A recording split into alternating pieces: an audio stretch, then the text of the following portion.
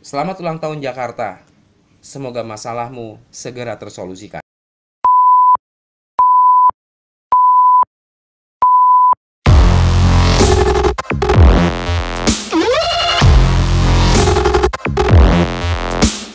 Tanggal 22 Juni 2021, Jakarta genap berusia 494 tahun.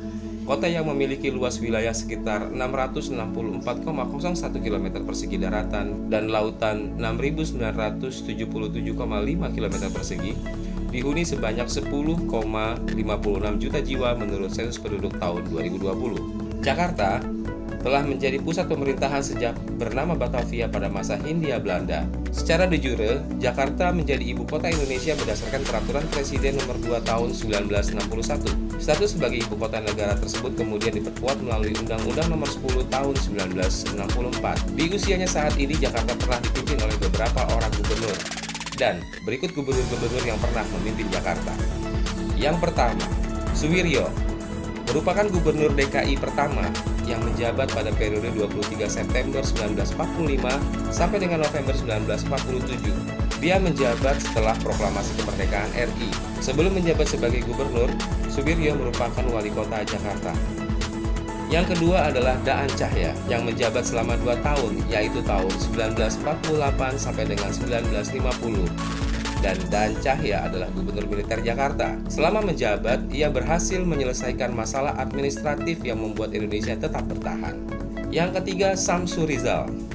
Ia mulai memimpin Jakarta pada 29 Juni 1951 dan selesai pada 9 November 1953.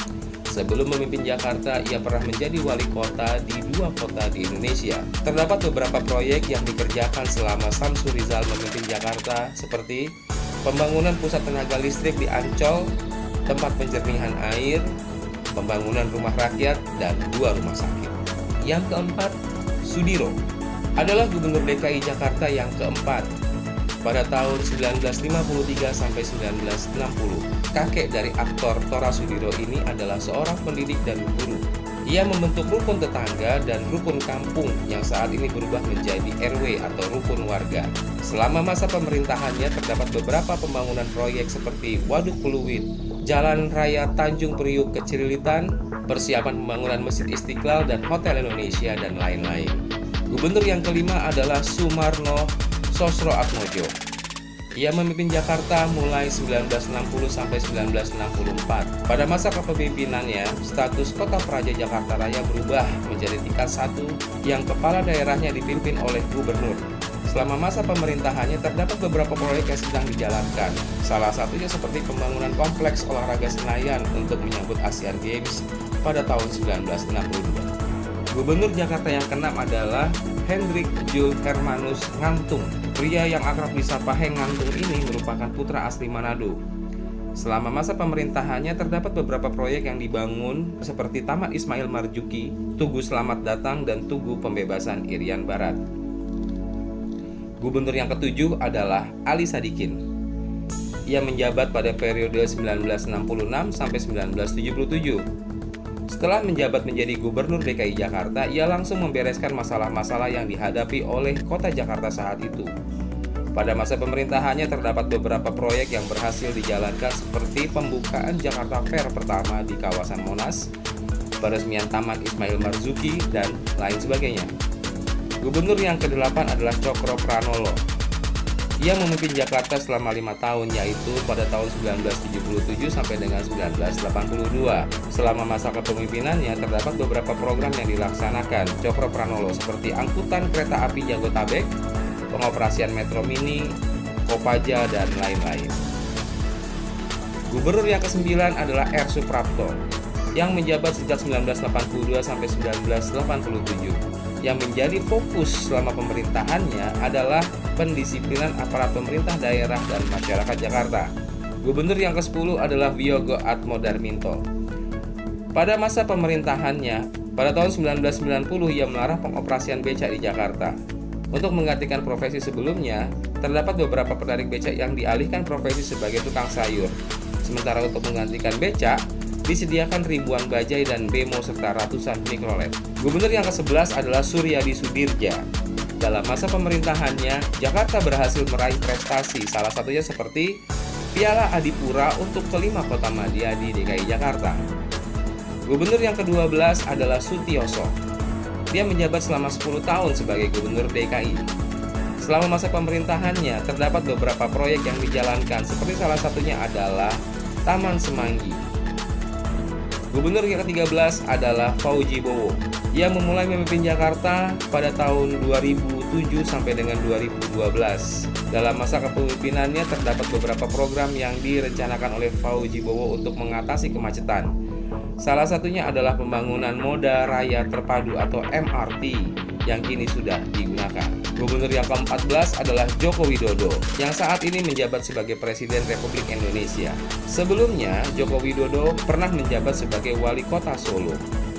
Selama masa jabatannya terdapat sejumlah program yang dilaksanakan, seperti melanjutkan dan meresmikan program MRT, Kartu Jakarta Sehat, Kartu Jakarta Pintar, dan masih banyak program yang lainnya.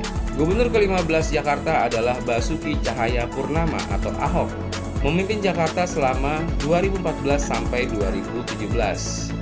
Selama masa pemerintahannya banyak program yang dijalankan dari berbagai bidang, seperti salah satunya adalah pembangunan simpang susun Semanggi di sekeliling jembatan Semanggi. Gubernur ke-16 adalah Jarod Saiful Hidayat. Pada masa Ahok, beliau adalah wakil gubernur, kemudian menggantikan Ahok karena saat itu Ahok mengundurkan diri karena kasus yang menimpanya. Jarod menjabat sejak 15 Juni 2017 sampai Oktober 2017. Yang ke-17 adalah Anies Rashid Baswedan. Beliau adalah seorang akademisi pendidikan dan juga politikus Indonesia yang menjabat sebagai Gubernur DKI Jakarta untuk periode 2017 hingga 2022. Setelah 17 gubernur berganti memimpin Jakarta, namun Jakarta masih memiliki banyak masalah yang belum terselesaikan. Antara lain masalah banjir, yang di tahun 2020 saat Anies Baswedan menjabat Gubernur DKI Jakarta, banjir merendam 15% wilayah Jakarta atau setara dengan 99,22 km². Masalah berikutnya adalah masalah sampah.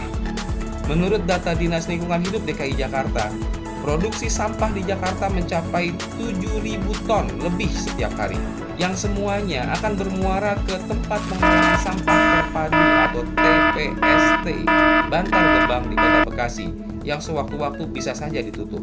Dan masalah yang ketiga adalah masalah air bersih dan penurunan permukaan tanah. Menurut Kementerian Energi dan Sumber Daya Mineral (ISDM), kebutuhan air bersih di Jakarta saat ini diperkirakan mencapai 846 juta meter kaki kubik per tahun. Sedangkan layanan air PDAM Jakarta hanya mencapai sekitar 62%, sehingga sisa kebutuhan air bersih dipenuhi dengan pengambilan air tanah yang akan berdampak pada penurunan permukaan tanah. Badan Geologi melaporkan laju penurunan permukaan tanah tertinggi yang terukur oleh alat GPS geodetik adalah 12 cm per tahunnya. Bila diasumsikan dengan 10 cm saja, berarti 50 tahun ke depan permukaan tanah di Jakarta akan turun sebanyak 5 meter. Selamat ulang tahun Jakarta. Semoga masalahmu segera tersolusikan.